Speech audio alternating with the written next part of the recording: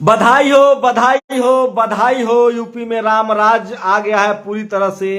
और नगर निगम चुनाव में योगी जी के राज में, मोदी जी के राज में, डबल इंजन सरकार में, नगर निगम चुनाव में इलाहाबाद हाई कोर्ट के लखनऊ बेंच ने आरक्षण खत्म कर दिया है।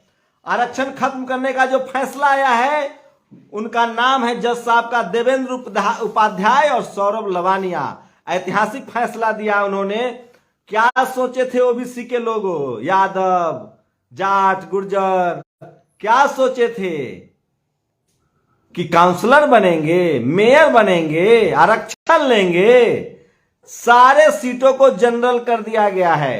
एक तरीका है, आप चाहे तो अभी भी बिना आरक्षण के बन सकते हैं, लेकिन इसके लिए करना होगा एक काम। करना यह होगा कि आपको एससी, एसटी, ओबीसी और माइनॉरिटी के लोगों को एक साथ वोट करना पड़ेगा। अगर हर सीट पर ओबीसी का कैंडिडेट है तो एससी, एसटी, ओबीसी, माइनॉरिटी के लोग मिलजुल कर आपस में, आपको बता दूं कि 90% ओबीसी में, मुसलमान भी ओबीसी में आते हैं, लेकिन उनको अभी इससे फुर्सत नहीं है। अभी वो धर्म बचाने की लड़ाई लड़ रहे हैं, जैसे बीजेपी के सवर्ण नेता धर्म बचाने की लड़ाई लड़ रहे हैं। तो अभी ओबीसी, यूपी का जो ओबीसी है वो चाकू पर धार दे रहा है, साध्वी प्रज्ञा ने कहा है। कुछ लोग काशी कॉरिडोर सजा रहे हैं, कुछ लोग महाकाल सजाने में खुश है। मध्य प्रदेश के ओबीसी, यूपी के ओबीसी जो हैं वो राम मंदिर बनने से खुश हैं। रामराज प्रकट हुआ है। अच्छा कहा है भाटी साहब ने कि अरे भैया, या तो रामराज का मजा ले लो या आरक्षण का मजा ले लो। आपको बता दूं कि यूपी में नगर निगम चुनाव में कोर्ट ने आरक्षण खत्म कर दिया है और साफ साफ कहा है कि जल्दी से जल्दी चुनाव हो, जल्दी से जल्दी चुनाव हो, जल्दी से जल्दी चुनाव हो। मैं फिर कह रहा हूं, इस देश में बहुजनों के सारी हकमारी कोर्ट के थ्रू होती है। कुछ लोग तो ये भी लिख रहे हैं कि ऐसा ना हो कि जानबूझकर सरकारें करवाती हो। दिलीप मंडल ने कहा है कि कांग्रेस में सुरक्षित था, मायावती जी की राज में सुरक्षित था, अखिलेश के राज में सुरक्षित था, योगी आदित्यनाथ के राज में कब असुरक्षित हो गया?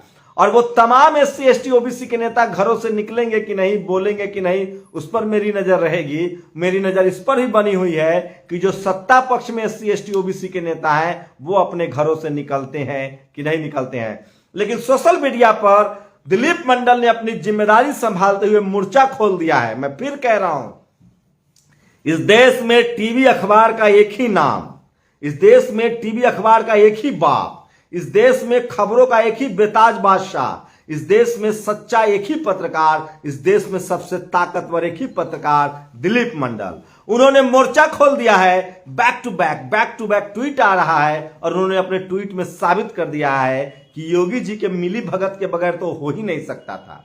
अखिलेश यादव हो, स्वामी प्रसाद मौर्य हो, चाहे अनुप्रिया पटेल के पति आशीष हो जो खुद मंत्री हैं, सवाल है कि ये लोग इस्तीफा देंगे या ओबीसी के लोग भूल जाएंगे। सोचिए, इस देश में ओबीसी को कैसे लड़ा दिया गया। यादवों के नाम पर ओबीसी को तोड़ मरोड़ दिया गया, जातियों में बांट दिया गया, जाटवों के नाम पर शेड्यूल कास्ट लोगों को बांट दिया गया। अच्छा कहा था पॉल साहब ने। अभी एक पाल साहब को बहन जी ने अध्यक्ष बनाया है बीएसपी का। वो कल कह रहे थे कि ओबीसी को तब कोई नहीं हक दे रहा था जब बीएसपी नहीं थी, मान्यवर कांसीराम साहब नहीं थे।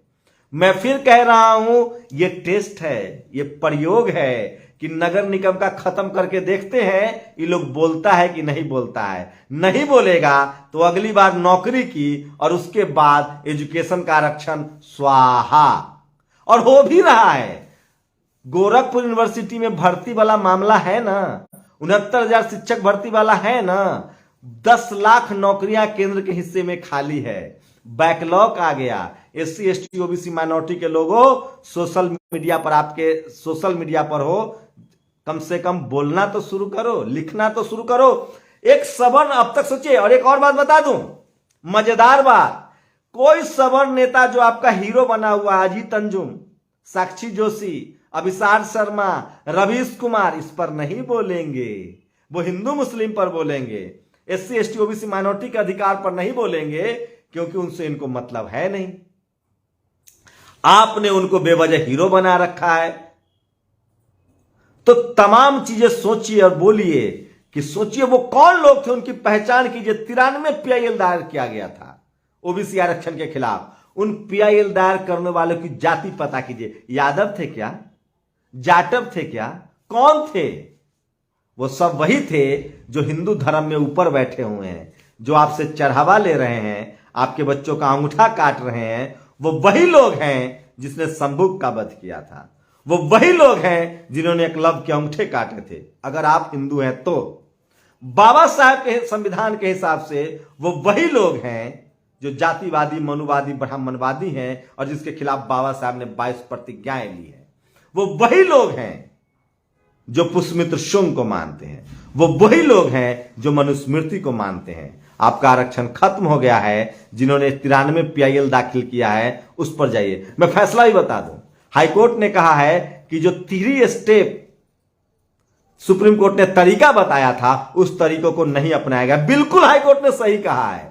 सरकार क्यों अपनाएगी साहब? Economic weaker section, Sudama quota, सवर्णों को आरक्षण देना है। सवर्णों को आरक्षण तो दिया गया था, तब भी 3 स्टेप नहीं अपनाया गया था। सुप्रीम कोर्ट ने हरी झंडी दे दी। 49.5% का कैप भी हटाया गया। ये देखिए पीयूष शाक्या, दोस्तों यह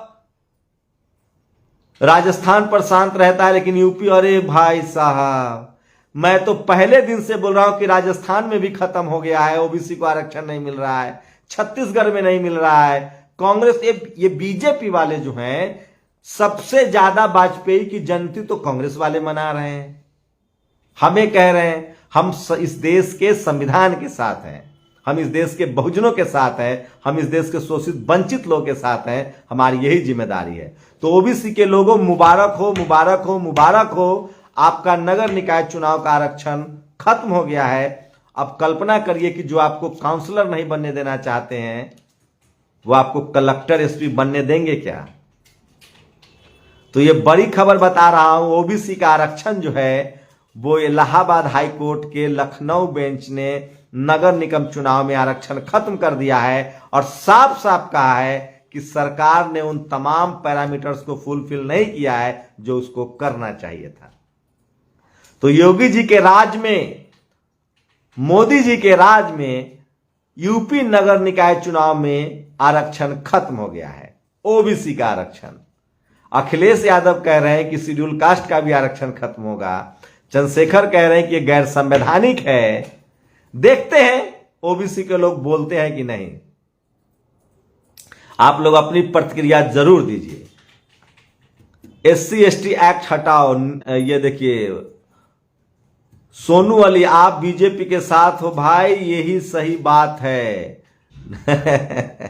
तो सोचिए, नेशनल दस्तक के तमाम वो दर्शक जो इस समय हमारे साथ जुड़े हुए हैं उनसे गुजारिश है कि इस खबर को घर घर तक शेयर कीजिए, ओबीसी के ग्रुप में शेयर कीजिए। मैं आपको जानकारी दे रहा हूं इस समय की सबसे बड़ी खबर आ रही है, ओबीसी आरक्षण खत्म हो गया है। 10 बजे हम लोग फिर मिलेंगे इसी फेसबुक लाइव पर। तब तक के लिए आप लोग तैयारी कीजिए कि ओबीसी केवल घंटा हिलाए, राजेश पाल साहब ने कहा है। तो सोचिए, इस देश के 55% आबादी वाले ओबीसी का आरक्षण खत्म हो रहा है और 10% सवर्णों को आरक्षण इकोनॉमिक वीकर सेक्शन का मिल जाता है। और यह आरक्षण भी आपका कोर्ट से खत्म हुआ है, लेकिन इसकी जिम्मेदारी सरकार को लेनी पड़ेगी, क्योंकि सरकार अगर चाहती तो यह आरक्षण बचा रहता। क्या करिएगा, वैसे भी आप लोग जाके, क्यों बनना है आपको काउंसलर, क्यों बनना है आपको मेयर? हम ओबीसी के लोग भैंस, गाय यही सब चराने के लिए, मजदूरी कौन करेगा, सब्जी कौन बेचेगा, ठेला कौन चलाएगा, जूता कौन पालिश करेगा, भैंस कौन दूहेगा, हल कौन जोतेगा, बर्तन कौन मांजेगा? वो हम ओबीसी SC ST के बहुजनों के हिस्से में है ना। वो तो बाबा साहब ने अपने बच्चों की कुर्बानी देकर हमें अधिकार दिला दिया। वो तो फूले पेरियार अंबेडकर थे, उन्होंने हमें अधिकार दिलाया। कितनी संघर्ष किए हम लोग, हाथ पैर में तेल लगा के मजदूरी कर रहे हैं। सब प्रभु की लीला है, सब ऊपर वाले की कृपा है, जो चाहते हैं वही होता है। ओबीसी मुबारक हो, आपका आरक्षण खत्म हो गया है। कट्टर हिंदू बने घूमे रहिए। और प्रज्ञा ने कहा है कि चाकू पर धार दीजिए और चूड़ी टाइट करने में लगे रहिए, आपका चूड़ी टाइट हो जाएगा।